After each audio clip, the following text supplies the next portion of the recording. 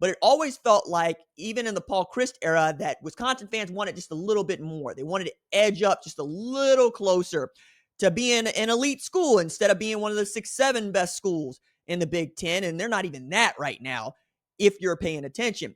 But I think Wisconsin fell into the trap that Penn State has fallen into, which is they got bored with being just good. They got bored with winning 10, 11 games every year. They got bored with finishing behind Michigan, finishing behind Ohio State, and never really getting an opportunity to make the college football playoff, because those two teams in front of them would take up a couple of those spots in the college football playoff. And then with the first year of the 12 team, you thought that a program like Wisconsin, and Penn State for that matter, would make the playoff, because this is what we extended it for. So teams like this could get a shot. Penn State did their part. They made the playoff, and Wisconsin was just awful, just bad.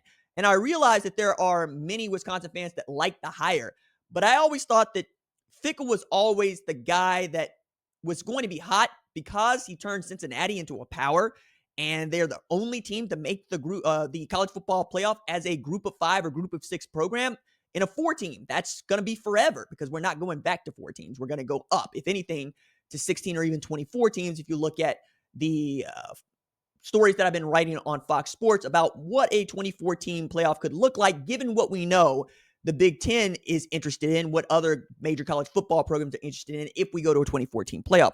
But beside that, you also got to take into account that they just haven't been good against most of anybody. I mean, they've been a real subpar program in the Fickell era. 15-19, heading into a game this weekend where they got to play a top 25 Washington.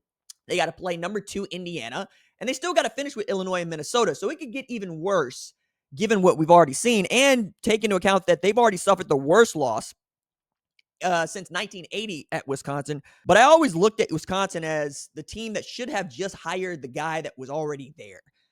No disrespect to Luke Fickell is intended by this comment, but it is true for me. Jim Leonhard was the guy. Jim Leonhard should have been the guy. Jim Leonhard is Wisconsin football. He's everything you want in a Wisconsin head coach. He's a walk-on that turned into an All-American, that turned into one of the best defenders that you've ever produced.